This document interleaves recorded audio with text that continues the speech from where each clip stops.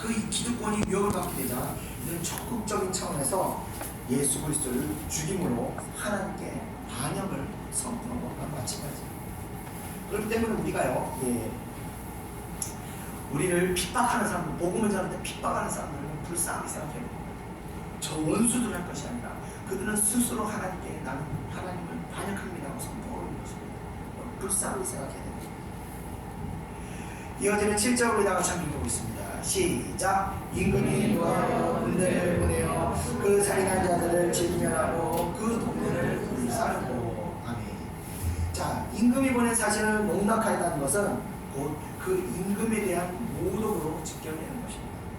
결국 하나님의 계속된 인내에도 불구하고 유대인들은 다 제갈 길로 떠났을 뿐 아니라 하나님의 그 새 복음을 전하는 자들을 박해하는데도 주저하지 않았습니다.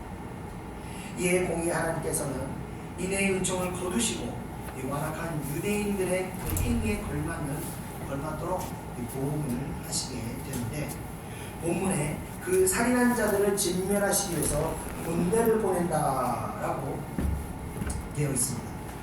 자, 이 군대라는 것은 구체적으로 로마 군대를 가리키는 것입니다. 네, 지난주에 말씀드렸듯이 AD 70년 이 로마의 디도 장군이 군대를 이끌고 예루살렘으로 쳐들어와서 이스라엘을 심판하게 되었습니다. 결국 예수님께서는요, 하나님의 은총을 거절하고 하나님께 반역하며 계속한 이스라엘에게 엄중한 심판을 임하게 된다는 것을 이제 예언하고 계신 것입니다. 자, 7절에 보면요, 그 살인한 자를 진멸하고 그 동네를 불사르고 라고 되어 있습니다. 이 구절은요, 예수님께서 비유로 말씀하시긴 하지만 실제로 예루살렘이 멸망당할 당시 일어났던 그 무자비한 살육의 사건들을 예언한 것이라고 할 수 있습니다. 자, 당대 그 유대 역사가인 요세푸스의 유대사의 그 기록에 의하면요, AD 70년경에 이제 유대인들이 로마 제국에 반란을 일으키게 됩니다. 근데 이 반란을 진압하기 위해서 디도 장군이 로마 군대를 이끌고 예루살렘으로 진입하게 됩니다. 그래서 그 반란을 진압하는 과정에서 유대인들 중에서 이 열심당원들의 아주 집요한 공격으로 로마 군인들이 수차례 패배를 거듭하면서 계속 어려움을 겪게 됐습니다. 그래서 많은 피해를, 로마 군대들이 많은 피해를 입게 됐습니다. 자, 그 피해를 입는 과정에서 로마 군인들의 그 분노가 하늘을 찌를 정도로 분노가 극에 달하게 됐습니다. 그리고 나서 결과적으로 예루살렘이 점령당할 때 로마 군인들은요, 유대 반란군뿐만 아니라 일반 노약자까지도 닥치는 대로 살육을 저지르게 된다고 합니다. 그 과정에서 무려 110만 명이나 되는 유대인들이, 민간인들이 학살을 당했고, 예루살렘의 모든 유대인들 중에 노인들은 다 죽여버리고 나머지 시민들은 로마의 포로가 되어 로마로 끌려가게 되는데 그 수가 무려 9만 7천 명이었다고 합니다. 그러니까 거의 다 죽은 거죠. 자, 이들 중 몇천 명은요, 강제로 봉투사로 끌려가서 투기장에서 놀이가 돼서 사라졌고요. 어린이들은 전부 다 종으로 팔려갔고, 또 나머지 인원들은 콜로세움 건설 동원돼서 거기서 건설하다가 다 사라졌다고 합니다. 그러니까 유대인들이요, 그냥 뿌리채 뽑혀버리게 된 것입니다.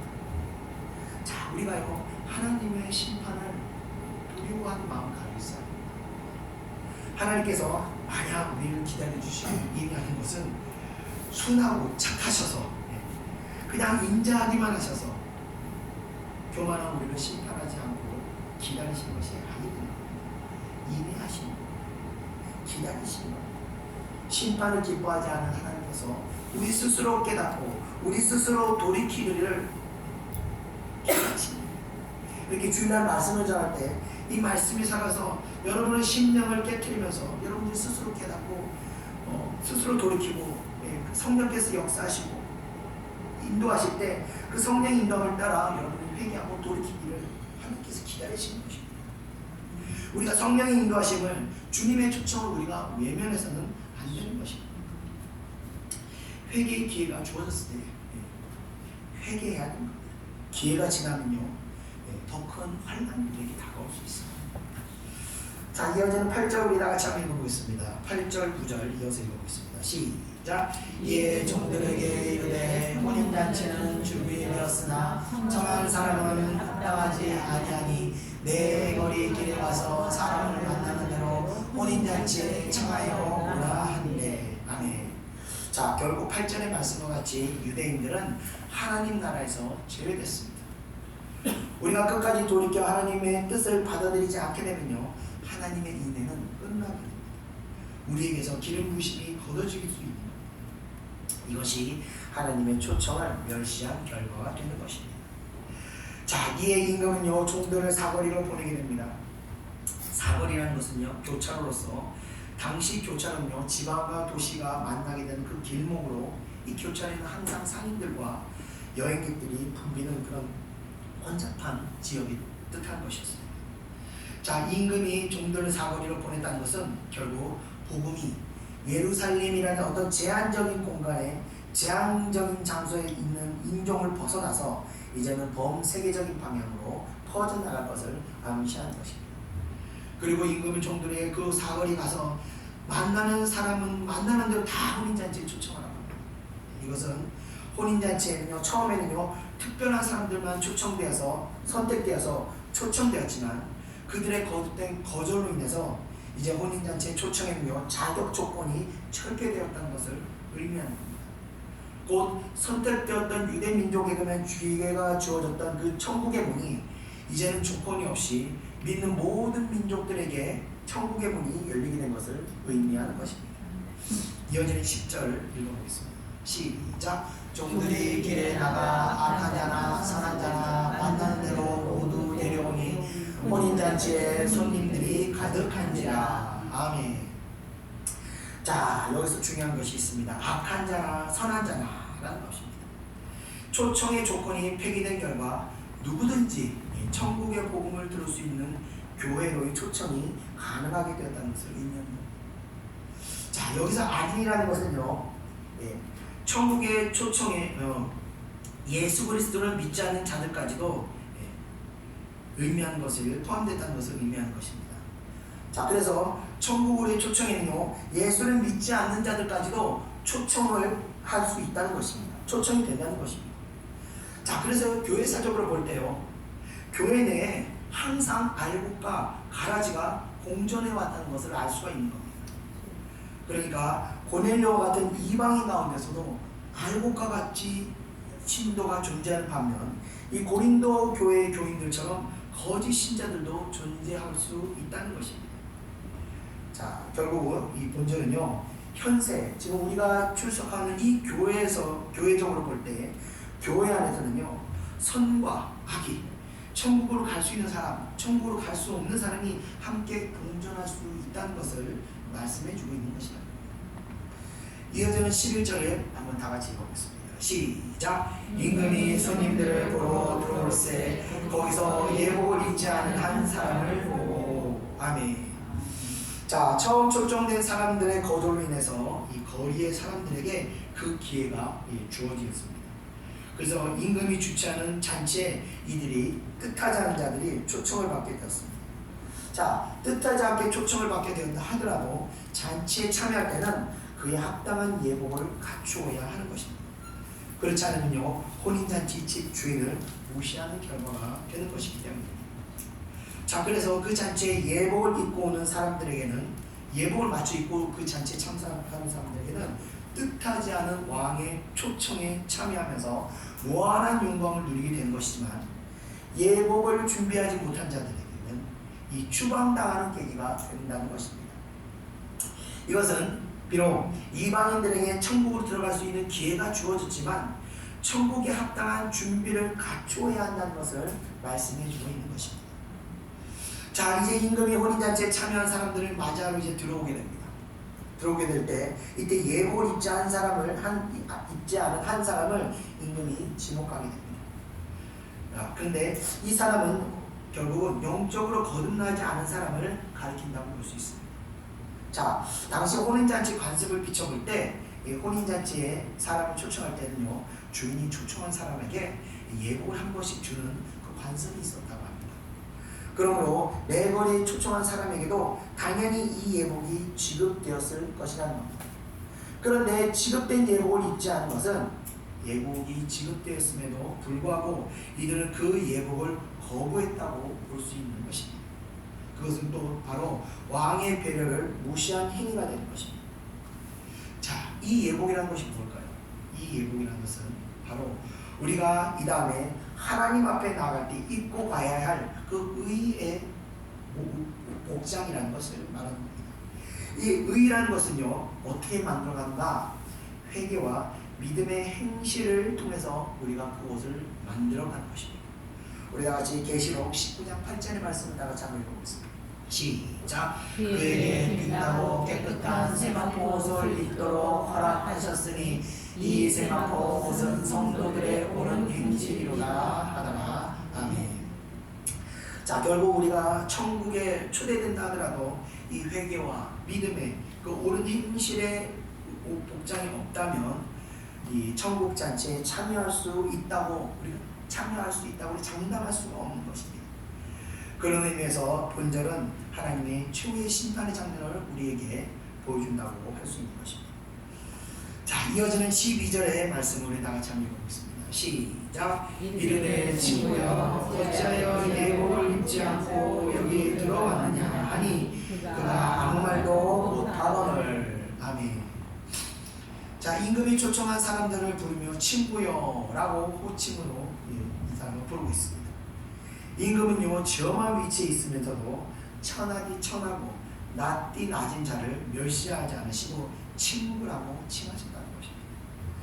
물론 이 호칭은 굉장히 다정한 말이지만 이 내용상으로 볼 때 사실 이 친구라고 불리는 사람은 엄중한 꾸지점을 당하고 있는 것입니다. 자, 이에 예복을 입지 않은 사람은요, 아무 말도 못하게 된다고 하는데 이것은 그도 자신의 잘못을 알고 있기 때문이라는 것을 말하는 것입니다. 왕의 위엄과 영광 앞에서 더 이상 어떠한 변명조차 할 엄두도 내지 못하고 있는 것은 우리가 마지막 하나님의 심판대 앞에 갔을 때 그때 우리의 모든 행위를 드러내고 우리의 모든 죄를 그대로 다 밝히실 텐데 그때 우리는요, 우리의 죄를 변명하고 숨길 수 없음을 잘 보여주는 내용이라고 볼 수 있는 것입니다. 자, 이어지는 13절 이다 같이 한번 읽어보겠습니다. 시작. 임금이 사람들에게 말하되 그 손발을 묶어 바깥 어두운 데 내던지라. 거기서 슬피 울며 이를 날게 되리라 하니라. 아멘. 자, 손발을 묶어버린다는 것은요, 구원받을 수 있는 가능성을 완전히 제거한다는 것입니다.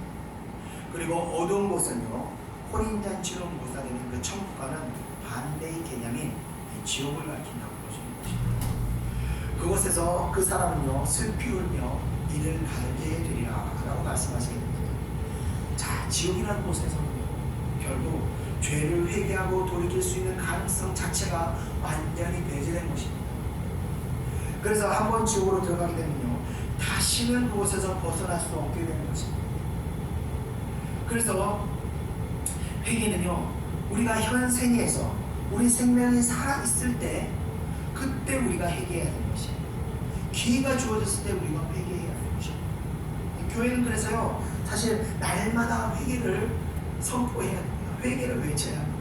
예수님께서 기름 안수를 받으시고 물세례를 받으시고 제일 먼저 선포한 것이 회개하라였습니다. 회개가 이토록 중요한 것입니다. 그것만이 우리의 영혼이 살 수 있는 것이고 그것만이 우리의 유일한 그 구원의 소망이 될 수 있는 것이기 때문에 그렇습니다. 그래서요, 교회에서요, 회개가 사라지게 됩니다. 이미 생명을 회복하는 그 교회로서의 기능은 상실된 것이라고 볼 수 있는 것입니다. 자, 본문을 다시 보면요, 그 어두운 곳에서 슬피 울며 이를 갈게 된다고 합니다. 이것은 계시록 21장 4절의 말씀과는 완전히 대조되는 상황인데 우리 계시록 4절 21장 4절 말씀을 보면요, 모든 눈물을 그 눈에서 주시니 다시는 사망이 없고 애통하는 것이나 곡하는 것이나 아픈 것이 다시 있지 아니하리니 라고 말씀하셨습니다. 자, 그렇기 때문에 성도들이요, 천국에 이르게 되면 우리들이 누리게 될 그 상황을 말씀하시고 있는 것입니다. 천국의 삶은요, 이 땅에서 같이 죽음에 대한 두려움, 우리가 겪는 슬픔, 애통과 같은 그 고통이 존재하지를 않습니다. 그렇기 때문에 우리가 이 땅에서 겪었던 모든 아픔과 슬픔으로 인해 흘렸던 우리들의 눈물들이 하늘나라에 입성한 순간 모두 닦여지고 그곳에서는 다시는 그 같은 고통과 슬픔의 눈물이 없는 그야말로 임금이 초청한 천국잔치의 기쁨과 영광과 감격만이 날마다 우리에게 제공되는 그런 곳입니다. 자, 그러나 지옥은요, 천국과 완전히 반대의 개념입니다.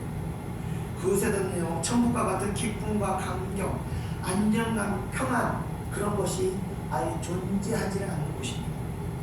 그곳은 끊임없이 몰려든 슬픔과 고통, 두려움에 이를 갈며 영원히 살아야 하는 우리 그런 곳입니다. 그곳에서 아무리 후회를 하며 한 번만 더 기회를 달라고 소리 질러도 멍멍이 울리는 메아리밖에 안 될 수 있습니다. 다시 말씀드리지만 회개와 반성은 우리가 이 세상에서 생명이 허락한 가운데 우리에게 주어진다는 것이 기억하시기 바랍니다. 자, 끝으로 우리 14절 다같이 한번 보겠습니다. 시작. 청함을 받은 자는 많되 택함을 입은 자는 적으리라. 아멘. 자, 이 비유의 결론에 해당하는 구절입니다. 문자적으로 볼 때 청함을 받은 사람의 수보다 택함을 받은 사람의 수가 적다고 하는 사실을 볼 수가 있습니다. 가라지와 알곡의 비유에서 알 수 있듯이 교회에서는요, 알곡과 가라지가 존재합니다. 알곡이라는 것은요, 곡간으로 옮겨질 그 신실한 중국 백성을 가리키는 것이고, 가라지라는 것은요, 추수 때 불에 태워질 지옥으로 갈 수 있는 성도가 아니었겠죠. 그런 자들이라고 우리가 알 수 있는 겁니다. 교회 안에는요, 가라지와 알곡이 존재합니다. 천국 갈 수 있는 성도와 천국에 이르지 못하는 사람이 존재하게 되는 것입니다. 그런데 14절의 말씀대로라면요, 혼인잔치에 참석할 성도 중에 택함을 받은 자보다 택함을 받지 못한 자들이 더 많다는 것입니다. 결국 구원받지 못할 사람들이 상당히 많이 있다는 것을 우리가 알 수 있는 것입니다. 이게 사실 믿는 모든 사람들에게 두려운 사실이 되어야 한다는 겁니다.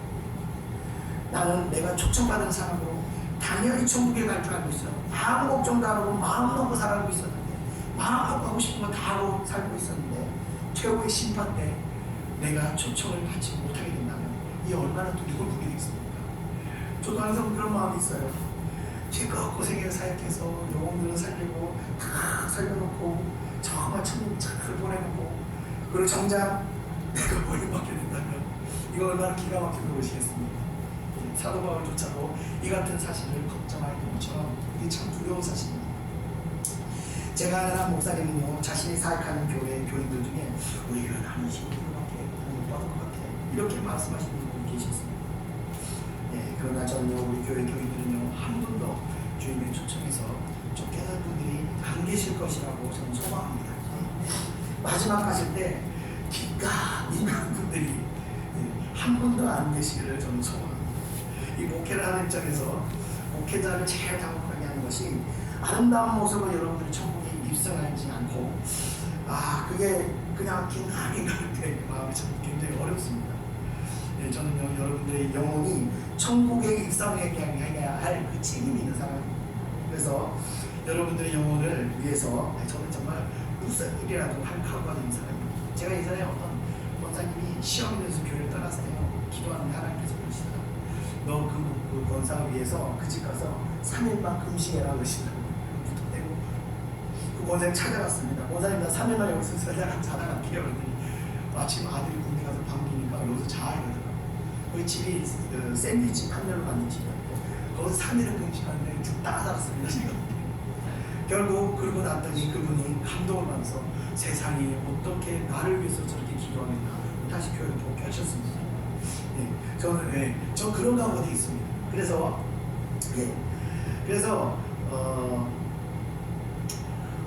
제가 그래서 제가 여러분들에게 항상 여러분들 영혼을 점검하고 여러분들에게 제가 신방 갈게요, 기도만 오세요 하는 게 그냥 하는 말이 아닙니다. 항상 여러분들한테 제가 말은 안 하지만 아마 제 전화를 받은 분 한 분도 안 계실 거예요, 그죠?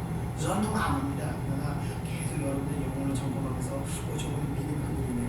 그러면은 제가 가서 기도하고 또 기도받으라고 신방하고 그렇게 하는 겁니다. 그래서 이 목자의 말을 잘 들으시기를 주님을 예. 정말 제가 제 말을 잘 안 듣고 이렇게 하면요 정말 제 마음이 너무 참 어렵습니다. 그래서 저는요 이제 교회를 누가 떠나신다 그래도 그거 가지고 막 서운해하고 절대 그러지 않습니다. 왜냐하면요 다 하나님의 영혼이고 하나님이 인도하신다라 하나님께서 인도하신다고 저는 믿기 때문에 떠나가시면 그냥 축복해드리고 할 수 있는 축복 다 해드리고 그러거든요. 그리고 나서 마음속으로 이런 마음이 듭니다. 주님 제가 부담 하나 덜었습니다. 그 마음이 되게 홀가분 합니다. 예.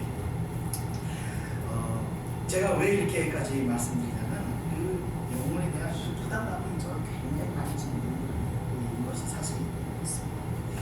자, 몇 주 전에요 갑작스럽게 한 달 시한부 판정을 받고 죽음을 눈앞에 두고 있는 어떤 성도를 이야기 드렸습니다. 그때 하나님께서 저에게 막 은혜를 주시면서 전화를 연락을 계속 주시더라고요. 그래서 그분과 전락을 하게 돼서 이틀에 한 번씩 전화를 드려서 예배를 드렸습니다. 근데 이분이 교회에서요 시험을 당하셔서요 교회를 오랜 시간 떠나게 됐다고 떠나 있었다고 제가 듣게 됐습니다. 자, 제가 안타까운 마음 들었는데 예배를 드렸는데 정말 며칠 못 드리고 이분이 소천을 하시게 됐습니다. 그래서 소천하게 됐는데 거의 의식은 있지만 대화를 거의 못하는 상태로 예배만 드린다고 소천을 했는데 제가 사실 잘 모르겠더라고요. 저는 하는 데까지 복음을 전했는데 하나님께서 그걸 인도하셨는지 아닌지 잘 모르겠더라고요. 하나님은 아시겠죠.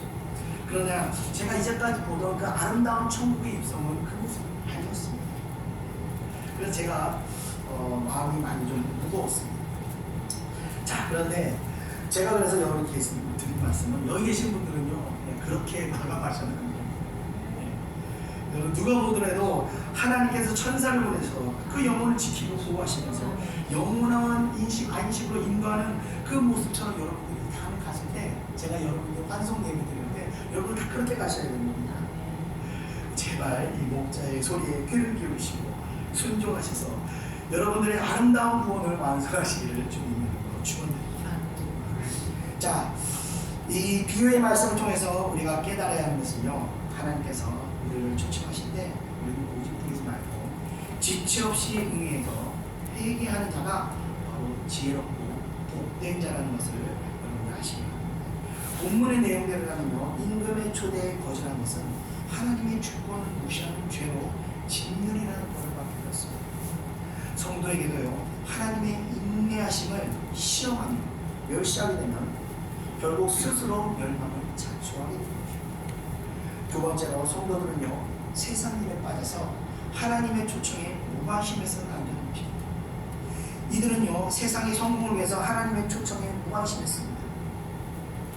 우리가 세상 일과 세상 즐거움으로 하나님의 은혜의 초청을 가볍게 여기며 우리가 거절해서는 안 됩니다. 나름대로 이유가 있을 수 있을 겁니다. 그러나 자신의 영혼을 위해서 시간을 내면서까지 기도하고 은혜의 장소에 참석하는 거야말로 택함 받은 자로서 가장 지혜로운 일이나 된다는 것입니다. 우리 교회는 새벽 예배를 안 드리지만 목요 예배가 있습니다. 이 목요 예배에 먼 곳에서 은혜 받겠다고 오시는 분들이 있습니다. 이렇게 은혜가 풍성하게 주어질 때 여러분들 할 수만 있으면요 은혜 많이 받으시고 기도 많이 하시면서 영적으로 성장하시기를 주님의 이름으로 축원드립니다.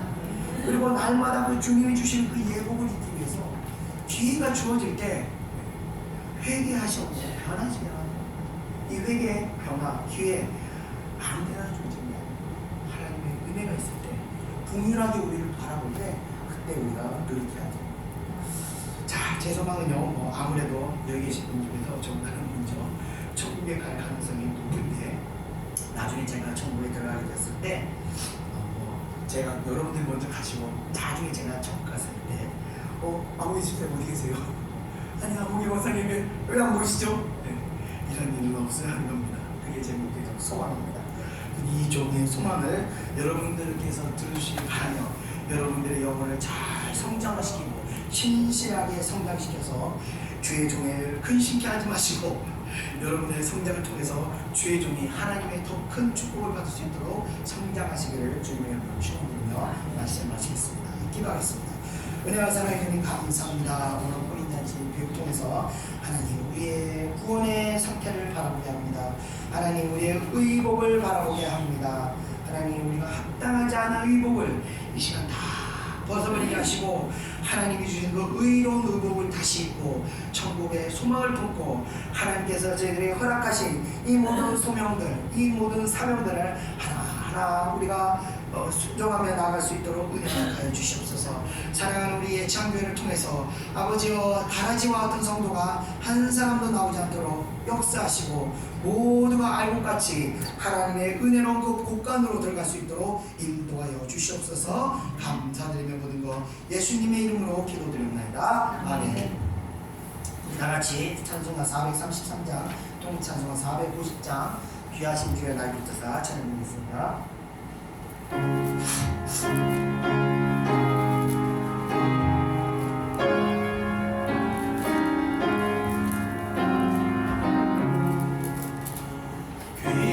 귀하신 주여 날 붙드사 주께로 날마다 더 가까이 저 하늘 나라 나 올라가 오 주의 품 안에 늘 안기고 영생의 복 받기로 합니다. 오날 울고 나 없어도 날마다 주께로 더 가까이 내 죄를 주께 다 보아니 주님의 보혈로 날 씻으사 눈보라도 이해하옵소서.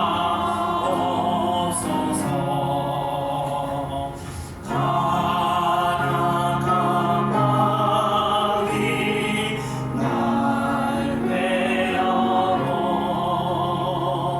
주 예수 앞으로 더 가까이 이 세상 속한 그 오영신 또 주한 생각을 다 버리니 정결한 마음 내게를 주소서. 이 세상 내가 살 동안에 주께로 날마다 더 가까이 저에는 천국 나 들어가 한없는 복락을 다 얻도록 음성한 은혜를 주옵소서. 아멘. 우리 다 같이 기도하겠습니다. 성도가 어려움을 겪게 되는 것은 너무나 단순한 진리입니다. 하나님께서 멀어지면 죄의 유혹이 다가오고 세상의 유혹이 다가와서 성도는 믿음이 흔들리고 하나님과 멀어지면서 죄 가운데 들어간답니다. 죄는 곧 심판을 불러오고 영적